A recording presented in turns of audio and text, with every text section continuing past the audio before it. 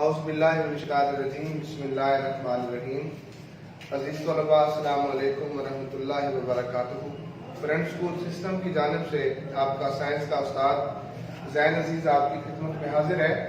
हम 7th class की science पढ़ रहे हैं। जो हमारा टॉपिक चल रहा था रेस्पिरेटरी सिस्टम।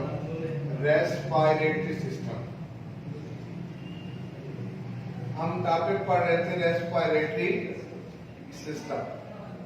इसके लास्ट टाइम हमने पार्ट्स पढ़े थे, पार्ट्स ऑफ रेस्पिरेटरी सिस्टम। कौन से थे? नोज,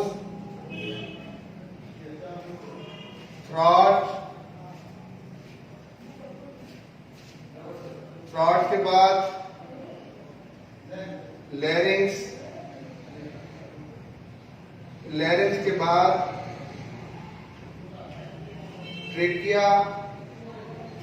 ट्रेकिया के बाद ब्रोंकाई और ब्रोंकाई के बाद लंग्स। ये हैं पार्ट्स ऑफ रेस्पिरेटरी सिस्टम। शक्ल सामने बनी हुई है। नोज के बारे में हमने पढ़ लिया था, थ्रॉट के बारे में भी लास्ट लेक्चर में हमने पढ़ा था, और लैरिंक्स के बारे में भी मैंने बताया था आपको। ये रेस्पिरेटरी सिस्टम बना हुआ है। ये नोज, ये माउथ, ये नोज है, ये माउथ, ये थ्रॉट, गला है। गला जो है ना, ये जो थ्रॉट है, ये 2 पाइप्स में डिवाइड होता है। ये फूड पाइप है, इस रास्ते से खुराक जाती है मैदे के अंदर, और ये विंड पाइप है, इस रास्ते से हवा जाती है फेफड़ों के अंदर। हम विंड यानी हवा के रिलेटेड सिस्टम पढ़ रहे हैं, रेस्पिरेटरी सिस्टम। निजाम तनफ्फुस, सांस लेने का निजाम। हम जानते हैं कि हम सांस हवा में लेते हैं। हवा नोज से इंटर होती है, दाखिल होती है, नोज से या माउथ से दाखिल होती है, फिर हवा पहुंचती है थ्रॉट के अंदर, गले के अंदर हवा पहुंचती है। अब हवा ने अपना रास्ता चूज करना है। हमें पता है कि ये फूड पाइप है, इधर से तो खुराक जाती है, तो हवा इसके अंदर आएगी। एपिग्लॉटिस, ये जो ऊपर वाला ये ढकना है, ये खुलेगा, हवा विंड पाइप के अंदर जाएगी। विंड पाइप में हमने लैरिंक्स के बारे में पढ़ लिया था कि ये इसको वॉइस बॉक्स कहते हैं। लैरिंक्स के अंदर साउंड प्रोड्यूस करने वाले वोकल कॉर्ड्स होते हैं, जिनसे आवाज पैदा होती है। लैरिंक्स के बाद है ट्रेकिया। ट्रेकिया के बारे में आज हमने पढ़ना है। ब्रोंकाई और लंग्स के बारे में भी हमने पढ़ना है आज। ट्रेकिया को विंड पाइप कहा जाता है, हवा की नाली कहा जाता है विंड पाइप। मुंह और नाक से दाखिल होने वाली हवा थ्रॉट में पहुंचती है, थ्रॉट के बाद लैरिंक्स में आती है। लैरिंक्स के बाद ये जो सी शक्ल के ये घेरे बने हुए हैं, इस नाली का नाम है ट्रेकिया। इसको ट्रेकिया कहते हैं, ये ट्रेकिया बनी हुई है। लैरिंक्स के बाद हवा ट्रेकिया में दाखिल होती है। ट्रेकिया क्या है, ये कैसी नाली है? Trachea is made of cartilage. Trachea cartilage की बनी होती है। कार्टिलेज नरम हड्डी को कहा जाता है। नरम हड्डी को, हड्डी 2 तरह की होती है। एक तो बोन होती है, वो सख्त होती है, दूसरी होती है कार्टिलेज। जैसे ये कान की हड्डी है, ये नरम हड्डी है, ये कार्टिलेज से बनी हुई है। इसी तरह हमारा ये जो रेस्पिरेटरी सिस्टम है, इसकी ये जो नाली है, विंड पाइप है, ये भी कार्टिलेज की बनी होती है, और ये इसके घेरे बने होते हैं सी शक्ल के। ये जो सी शक्ल के घेरे हैं, सी शेप्ड, ये जो सी शेप्ड रिंग्स हैं, सी शक्ल के घेरे हैं, ये नरम हड्डी के बने होते हैं, कार्टिलेज के बने होते हैं, जो इसको सिकुड़ने नहीं देती, जो इसको प्रेस नहीं होने देती। इसलिए ट्रेकिया हर वक्त खुली रहती है ताकि सांस में दुश्वारी ना हो, सांस टूटने ना पाए। ये ट्रेकिया यानी विंड पाइप कार्टिलेज की बनी होती है। कार्टिलेज नरम हड्डी को कहा जाता है। इसके सी शेप्ड रिंग्स आप फिगर में देख सकते हैं। ये ट्रेकिया है। अच्छा, जब ट्रेकिया से हवा आगे जाती है, आगे कौन सी नालियां आती है? ट्रेकिया दो नालियों में तकसीम हो जाती है। इन दो नालियों को ब्रोंकाई कहा जाता है। ट्रेकिया के बाद ब्रोंकाई है। ट्रेकिया से निकलकर हवा इन ब्रोंकाई में दाखिल होती है। ये दो नालियां हैं, ब्रोंकाई में हवा दाखिल होती है। अगर एक नाली का नाम लेना हो तो उसको ब्रोंकस कहते हैं। अगर दोनों नालियों को बैक वक्त इसका नाम लेना है तो इनको हम ब्रोंकाई कहते हैं। ब्रोंकाई आगे जाकर ये इस तरफ के फेफड़े में दाखिल होता है, ये वाला ब्रोंकस, और ये वाला ब्रोंकस इस तरफ के फेफड़े में दाखिल होता है।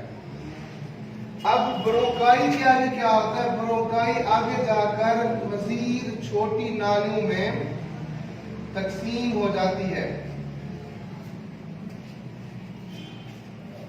ब्रोंकाई जाकर मजीद छोटी नालियों में तकसीम हो जाती है, जिनको ब्रोंकियोल्स कहते हैं।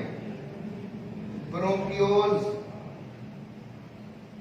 इन छोटी नालियों को ब्रोंकियोल्स का नाम दिया जाता है। हर तरफ से, दोनों तरफ से जो इंटरवल होने वाले ये ब्रोंकस हैं, आगे जाकर छोटी नालियों में तकसीम होते हैं। इन छोटी नालियों को ब्रोंकियोल्स कहा जाता है। तो हवा मुंह और नाक के रास्ते से दाखिल होती है, थ्राट में पहुंचती है, थ्राट से विंड पाइप के अंदर लैरिंक्स से होती हुई ट्रेकिया में आती है। ट्रेकिया से हवा दोनों साइड, ये जो ब्रोंकाई बनी हुई है, ब्रोंकाई में जाती है। ब्रोंकाई आगे जाके मजीद छोटी नालियों में तकसीम हो जाती हैं। उनको, इन छोटी नालियों को ब्रोंकियोल्स कहते हैं। तो हवा ब्रोंकियोल्स में पहुंचती है और हर ब्रोंकियोल्स के एंड पे एक थैली लगी होती है। ये थैली नुमा साख्ते हैं। हर ब्रोंकियोल, हर इस छोटी नाली के एंड पे ये थैली नुमा साख्ते हैं, एयर सैक्स हैं, हवा की थैलियां हैं। इनको एल्वियोलाई कहा जाता है। ब्रोंकियोल के आगे हैं एल्वियोलाई।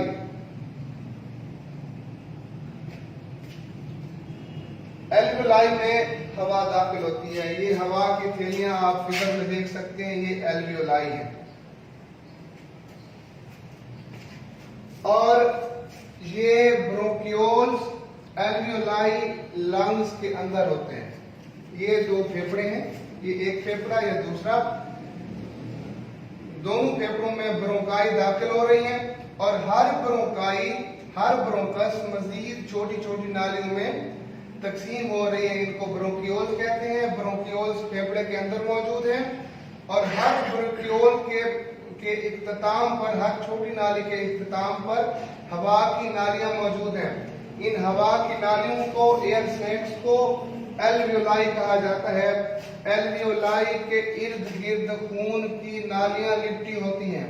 एल्वियोलाई के इर्द गिर्द ब्लड कैपिलरीज लिपटी होती हैं, खून की नालियां लिपटी होती हैं।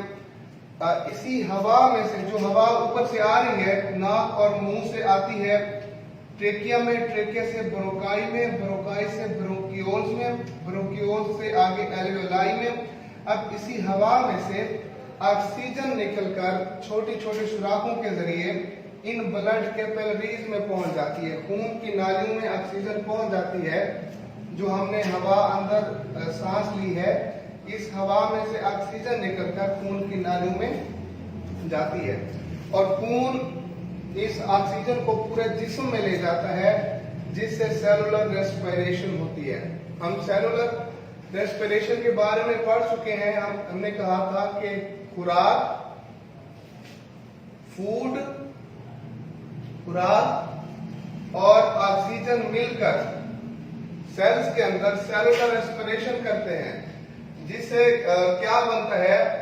जिससे एनर्जी बनती है। इस एनर्जी को हम इस्तेमाल करते हैं अपने काम करने के लिए। इसके अलावा कार्बन डाइऑक्साइड बनती है। इसके अलावा पानी बनता है, वाटर बनता है, उसको H2O कहते हैं। H2O से रिएक्ट करते हैं, या मैं लिख देता हूं वाटर बनता है, पानी बनता है। तो ऑक्सीजन हमने बाहर से ली थी, मुंह और नाक से आई थी, ट्रेकिया में, ट्रेकिया से ब्रोंकाई में, ब्रोंकाई से ब्रोंकियोल्स में, ब्रोंकियोल से एल्वियोलाई में, और एल्वियोलाई से कैपिलरीज के जरिए, खून की नालियों के जरिए पूरे जिस्म में गई ऑक्सीजन। इसने खुराक के साथ अमल किया। इसके अमल करने से क्या बना? एनर्जी बनी, कार्बन डाइऑक्साइड गैस बनी और पानी बना।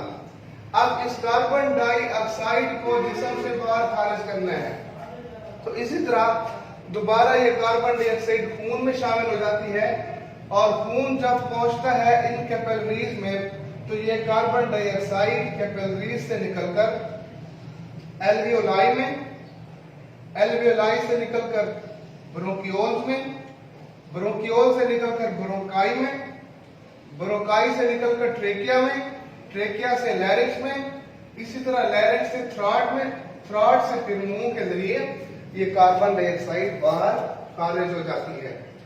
तो ये है रेस्पिरेटरी सिस्टम। रेस्पिरेटरी सिस्टम के बारे में हमने तफसील के साथ पढ़ लिया है। ये पार्ट्स ऑफ रेस्पिरेटरी सिस्टम है: नोज, थ्रॉट, लैरिक्स, ट्रेकिया, ब्रोंकाई और लंग्स।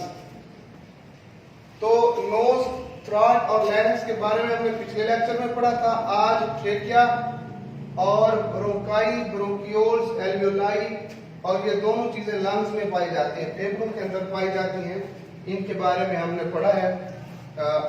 नेक्स्ट इंशाल्लाह अगले लेक्चर में पढ़ेंगे। अल्लाह हाफ़िज़।